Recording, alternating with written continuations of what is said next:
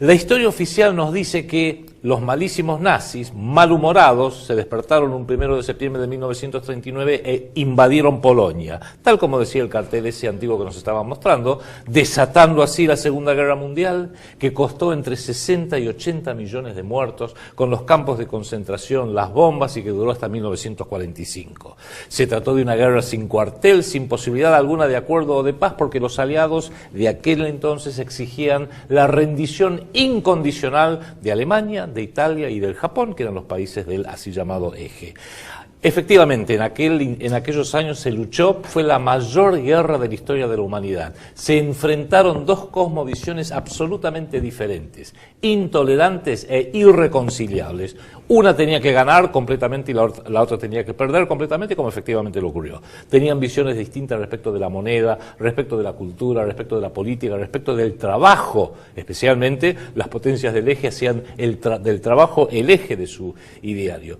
Y bueno, los que ganaron evidentemente se quedaron con un botín muy importante, entre ellos el de escribir la historia y el quedarse con 100.000 patentes alemanas, por ejemplo, y llevarse a científicos como el señor von Braun, Werner von Braun, gracias a quien se llegó a la Luna. Pero yo digo, ¿por qué no probamos con una visión un poquito alternativa? ¿Hubo una Primera y Segunda Guerra Mundial, como nos dice la historia, o fue una gran guerra europea que empezó en 1914?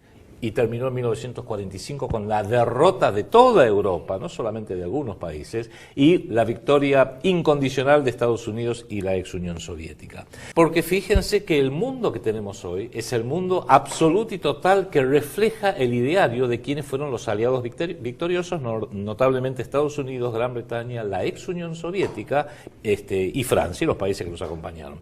Pero fíjense una cosa, si vamos un poquito a las raíces de por qué hubo una Segunda Guerra Mundial, creo que es importante recordarlo, y viene al caso por ese titular que decía Alemania invade Polonia.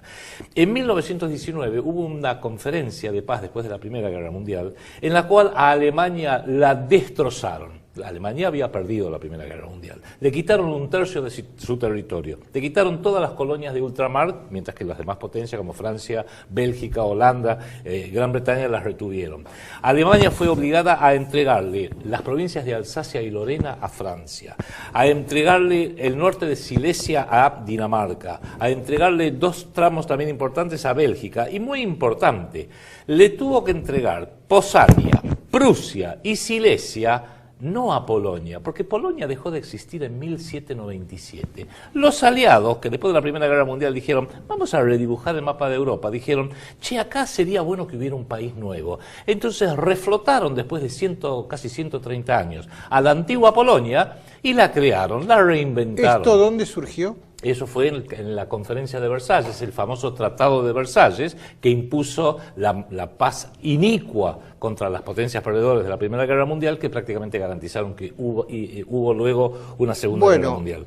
Vos lo has mencionado muchas veces, un gran político e historiador y analista argentino, que es el doctor Julio César González, que él llama los tratados que firmó Carlos Menem y Domingo Cavallo, con el acompañamiento de todo el espectro político en 1990 y 1991, como el Versalles argentino. Lo hace haciendo alusión a este inicuo tratado de 1919, donde se reinventa Polonia con territorio alemán. Le quitan Prusia, que suena alemán, ¿no? Silesia y Poznania, ese es el nombre exacto. En un artículo de ese tratado, del artículo 231, le impusieron a Alemania como única culpable de haber desatado, de que hubiera habido una Primera Guerra Mundial. Le prohibieron el servicio militar obligatorio, le obligaron a tener una fuerza armada de no más de 100.000 hombres. Estamos hablando de la Primera Guerra Mundial. En esa Primera Guerra Mundial no existía un tal Hitler. No, estaba iba al colegio. No, fue un combatiente, un cabo desconocido, suelto. Versalles es consecuencia de la Primera Guerra Mundial. En la Primera Guerra Mundial no se persiguió a nadie en base a su raza, su origen o su religión. Fue una guerra terrible militar, básicamente militar. Bien, Versalles fue eso. Versalles fue eso. Okay. Se le prohibió a Alemania tener artillería pesada, tener submarinos, tener una fuerza aérea. Le impusieron una deuda, una reparación de guerra, una indemnización económica de 130.000 millones de marcos oros, que calculados y convertidos a lo que serían hoy, sería una cifra entre 500.000 y 600.000 millones de dólares que Alemania tenía que pagar a los aliados, notablemente Francia e Inglaterra, por la guerra, por esa guerra terrible que fue solo culpa de Alemania, según decía el Tratado de Versalles. Cuando Alemania no pudo pagar esa cifra y entró en default, para decirlo en términos modernos, Francia invade al corazón industrial de Alemania y ahí se desata la mayor hiperinflación de la historia porque Alemania colapsó. Eso fue en 1923. ¿Por qué digo todo esto? Porque también se le prohibía a Alemania y a Austria unificarse. Lo querían hacer los dos países. Entonces el Tratado de Versalles con Alemania le prohibía a Alemania unificarse con Austria. Y otro tratado similar de Saint-Germain con Austria le prohibía a Austria unificarse con Alemania. O sea, les quedaba claro que como eran dos pueblos alemanes, Alemania y Austria, y querían unificarse, los tratados de derrota que firmaron con ambos países les prohibían hacerlo. ¿Por qué digo todo esto? Porque lo que ocurrió el 1 de septiembre no fue Alemania invadiendo Polonia, fue Alemania recuperando Prusia, Poznania y Silesia. Por supuesto, le había sido quitado. Es más, no digo que las invasiones estén justificadas, pero era mucho más entendible y justificable lo que hizo Alemania el 1 de septiembre de 1939, recuperando 3 provincias que habían sido propias hasta hacía apenas 20 años y que albergaban más de 3 millones de alemanes que se habían transformado en polacos milagrosamente, que lo que hizo la Argentina el 2 de abril de 1982, que tomó las Islas Malvinas, las recuperó, pero que habían sido argentinas hasta hacía 150 años y no había prácticamente ningún argentino viviendo ahí, con lo cual, desde el punto de vista de la justicia histórica, era mucho más comprensible lo que hizo Alemania en 1939 que lo que hizo la República Argentina en 1982. Pero fíjense un detalle, eso fue el 1 de septiembre de 1939, un día terrible, un día de infamia, como dirían los aliados, la invasión alemana a la pobre Polonia. El 3 de septiembre de 1939, los que declaran la guerra oficialmente son Francia e Inglaterra. ¿Contra quién? Contra Alemania. ¿Por qué? Porque queremos defender a Polonia. No movieron ni este dedito para defender a Polonia. Polonia, pobrecita, cayó en pocas semanas. Pero se olvidan de recordar que el 17 de septiembre de 1939, poco más de 2 semanas después, la Unión Soviética invadió la otra mitad de Polonia, porque ya había un acuerdo entre Alemania, muy maquiavélico, un acuerdo entre Alemania y la ex Unión Soviética, el tratado de Ribbentrop-Molotov, por los nombres de sus respectivos cancilleres, que dijeron, vamos a invadir Alemania, vos quédate con una mitad y yo me quedo con la otra. Qué extraño que los aliados que le declaran la guerra a Alemania por haber invadido a la Polonia reflotada en 1919, se olvidaron de declarar la guerra a la Unión Soviética, que invadió la otra mitad. Es más, la Unión Soviética, ya que hacía este paseo yendo a Polonia, también invadió los países bálticos, Letonia, Estonia y Lituania. Trató de invadir Finlandia, pero le fue mal. Es más, uno diría, bueno, se empezó una guerra por la pobre Polonia. No solo no se liberó Polonia, sino que 5 años después los aliados le entregaron a la Unión Soviética Polonia, más un tercio de Alemania, la ex Alemania Oriental, más Hungría, más Ucrania, más los países bálticos, más Bulgaria, más Checoslovaquia, más Yugoslavia, más Rumania. Todo en nombre de la democracia. ¿Por qué decimos esto? Porque una de las cosas que gana el que derrota a otro país es el derecho a escribir la historia, y aquellos que olvidan la historia necesariamente están condenados para revivirla. Yo sugeriría acá, y con esto redondeo, 2 cosas. En primer término, todos los que se interesen por estos temas, lean un libro que es absolutamente esencial. Se llama Derrota Mundial. Lo escribió un gran historiador mexicano de nombre Salvador Borrego, que acaba de cumplir 100 años, y el director de este canal, el licenciado Juan Manuel Soaje Pinto, participó justamente de una gran celebración que se hizo en su honor en México por sus 100 años.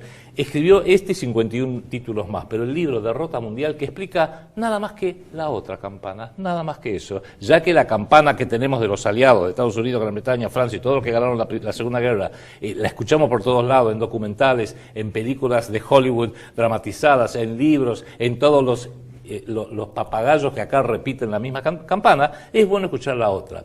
Y como argentinos esto es particularmente importante para nosotros, y le voy a decir por qué. Porque cuando los gloriosos aliados Gran Bretaña, la ex Unión Soviética, Francia y Estados Unidos salvaron al mundo de esos terribles fascismos, ¿qué hizo la República Argentina el 17 de octubre de 1945? Ese mismo año, unos meses de terminada la guerra, unos meses después.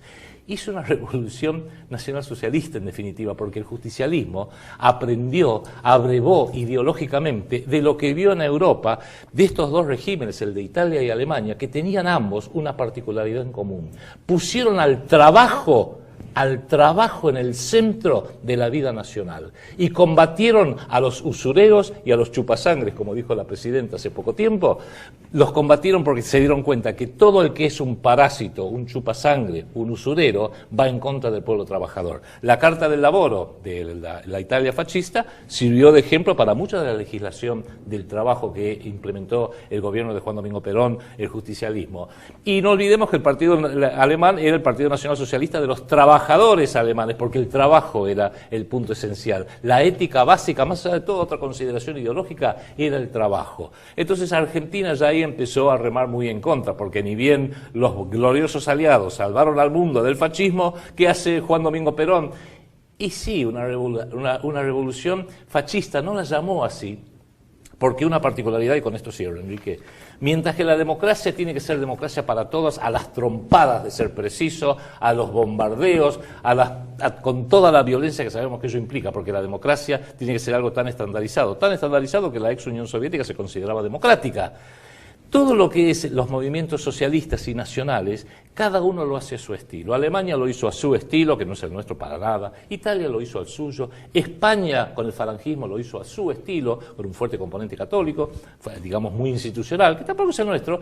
Y el peronismo lo hizo al estilo argentino, que es muy distinto, porque justamente los pueblos hermandados sí, pero no tienen que ser todos iguales, no tienen que estar todos con un corset que les imponga una única forma de pensar, una única forma de hacer, una única forma de comportarse. Cada país tiene su estilo, gracias a Dios. Argentina tiene el propio, somos un poquito desorganizados, a los alemanes les gusta desfilar muy prolijamente, bueno, allá ellos. Pero justamente, esa fue una de las cosas, y se decía en aquella época que esa ideología, nacida en Europa, nada más y nada menos que en Europa, no era para exportación, era meramente una forma de organizarse y que después cada país se fijara, si le parecía algo interesante, tratara de adaptarlo a su realidad, que fue exactamente lo que en 1945 en adelante hizo el expresidente Juan Domingo Perón.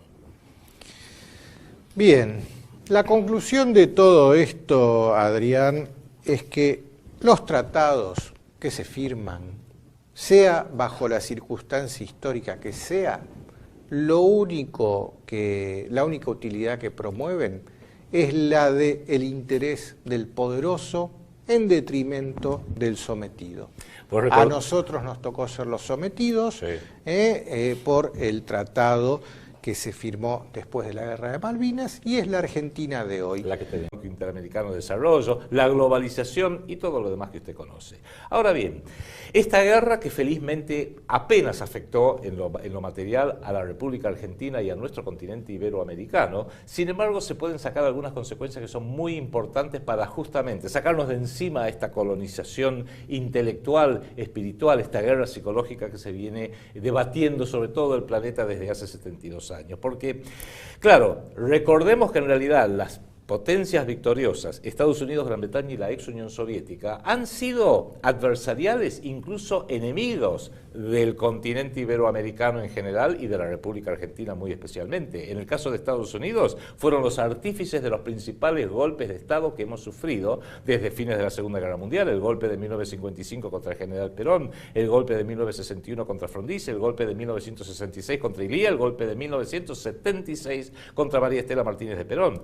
El Reino Unido fue un enemigo militar directo en la Guerra de Malvinas de 1982, que como explicamos en el bloque nacional, hoy seguimos pagando, 35 años después, las terribles consecuencias de esa derrota, donde también tuvimos que firmar un tratado de Versalles de claudicación. Y la ex Unión Soviética, no en forma directa, pero a través de la guerrilla, los movimientos guerrilleros subversivos, y a través de La Habana, Cuba, entre otras ubicaciones, también nos llevó su mal llamada revolución cultural, que fue una subversión que prácticamente nos llevó al borde de la guerra civil y sirvió de excusa para todos los golpes de Estado propiciados desde Estados Unidos.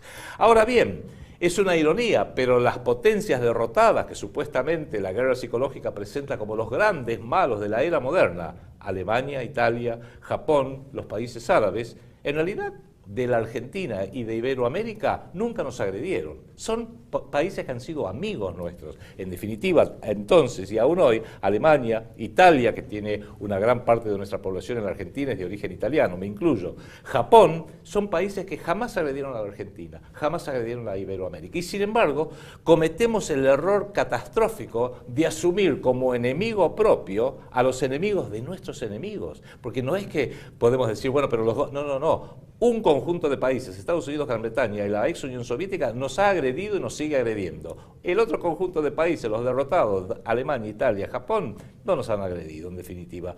Con lo cual, máximo cuando uno considera, que Argentina fue neutral en esa Segunda Guerra Mundial, como lo fue en la Primera Guerra Mundial. Gracias a Hipólito Yrigoyen mantuvimos la neutralidad en la Primera Guerra Mundial Europea entre 1914 y 1918.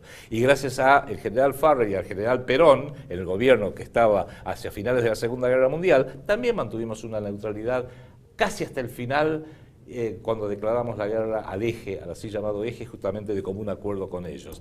Neutral es no tomar bandos. Si no tomamos bandos entonces, cuando había una guerra caliente, ¿por qué habríamos de tomar bandos ahora? Porque Hollywood lo impone o porque la geopolítica de los poderosos lo quiere imponer. Tampoco digo de estar de acuerdo con los derrotados, pero por lo menos mantengamos una equidistancia. Ahora bien, eso no es asumir como enemigo propio al enemigo de mi enemigo, requiere pensar un poco con el cerebro propio, porque recordemos también otro dato que es incontrovertible. Estados Unidos y Gran Bretaña, en la era moderna, hace más de 120 años que están en permanente guerra contra casi todo el mundo. Fíjense, Estados Unidos le ha hecho la guerra desde 1898 a la fecha a España, a Alemania, a Italia, a Japón, a Turquía, a Corea, a Vietnam, a Irak, a Panamá, a Afganistán, a Siria, a Libia, a Nicaragua, a la República Dominicana, a Guatemala, a Granada, a Irán a través del golpe contra Mossadegh en 1953, contra la Argentina en la guerra de Malvinas y los golpes que recién mencioné, contra Sudán, contra Somalia, contra Yemen, contra Palestina, contra Venezuela, golpe del 2002, tentativa.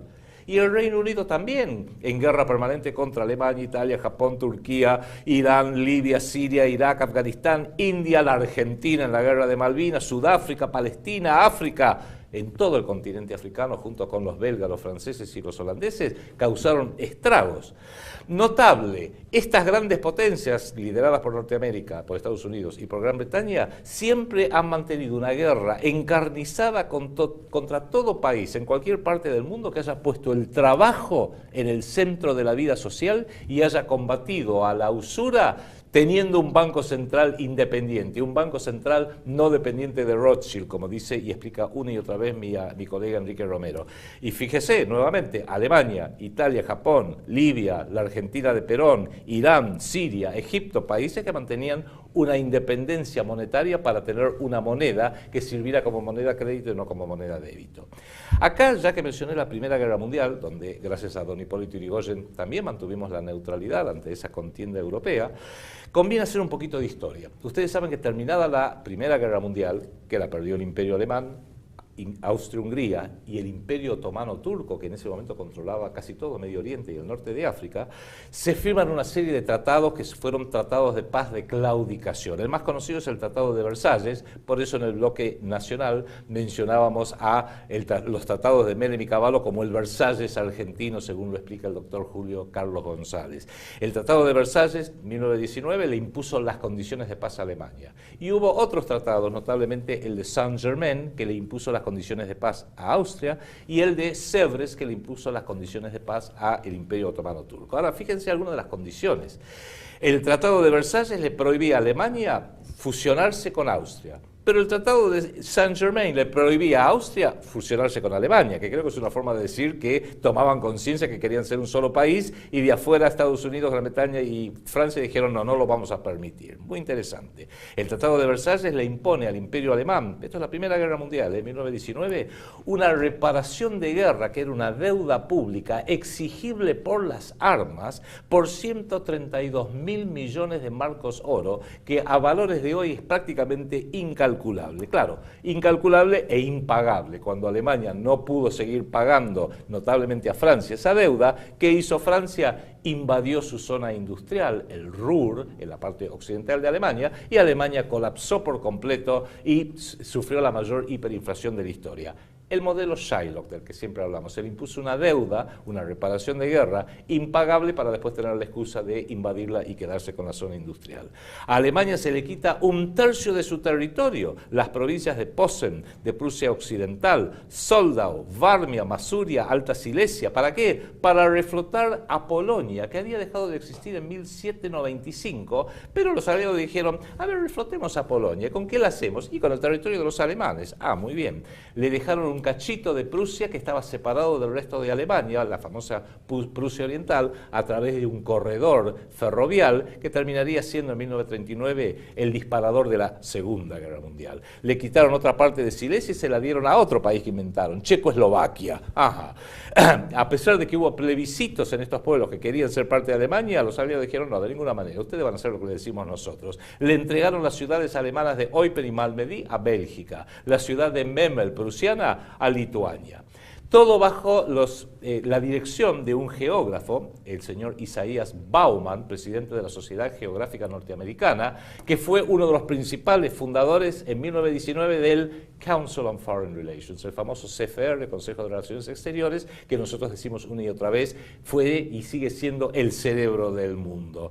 Hay una anécdota muy interesante, estaban dibujando mapas, el nuevo mapa de Europa, cortando por acá, por allá, y perdieron un río, no encontramos el Weigel, hasta que un subordinado le dijo, señor Bauman, el Weigel es el nombre alemán de lo que nosotros conocemos como el Vístula, por donde está Varsovia. Ah, ahora entiendo. O sea, no tenía la más remota idea de lo que estaban haciendo, pero redibujaron el mapa. Ni les digo cómo redibujaron el mapa de Medio Oriente, mandato de Palestina para Gran Bretaña, Líbano y Siria para los franceses, etc. A Alemania la condenaron a tener una fuerza armada máxima 100.000 combatientes, una marina de guerra chiquitita, nada de fuerza aérea, al país del Barón Rojo, Primera Guerra Mundial, nada de fuerza aérea, le quitaron todas sus colonias de ultramar, Tanganjika, África Sudoccidental, Namibia, Camerún, ¿se acuerda del famoso hincha de Camerún? Camerún, Nueva Guinea, Samoa.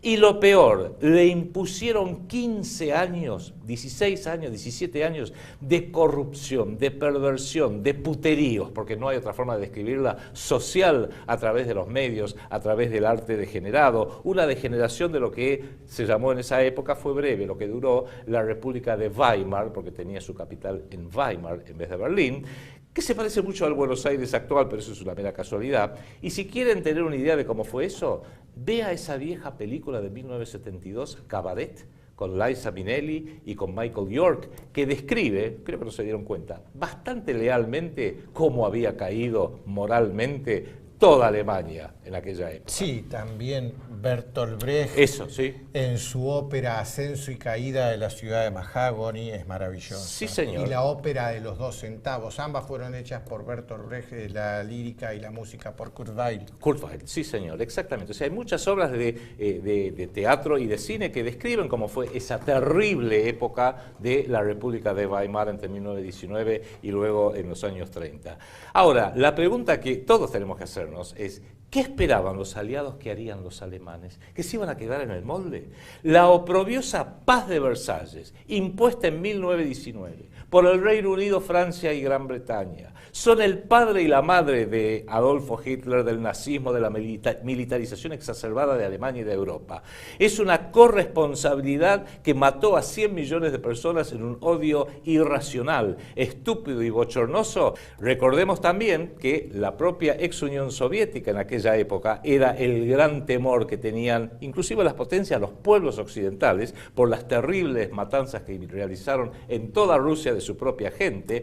Lenin, Stalin, Trotsky, que en realidad Trotsky se llamaba León Bronstein y fue uno de los principales canales de financiación a través de la banca Kuhn-Leuben Company, de Jacobo Schiff, de Nueva York, de lo que sería la revolución bolchevique. Sokolnikov, Zinoviev, Kameniev,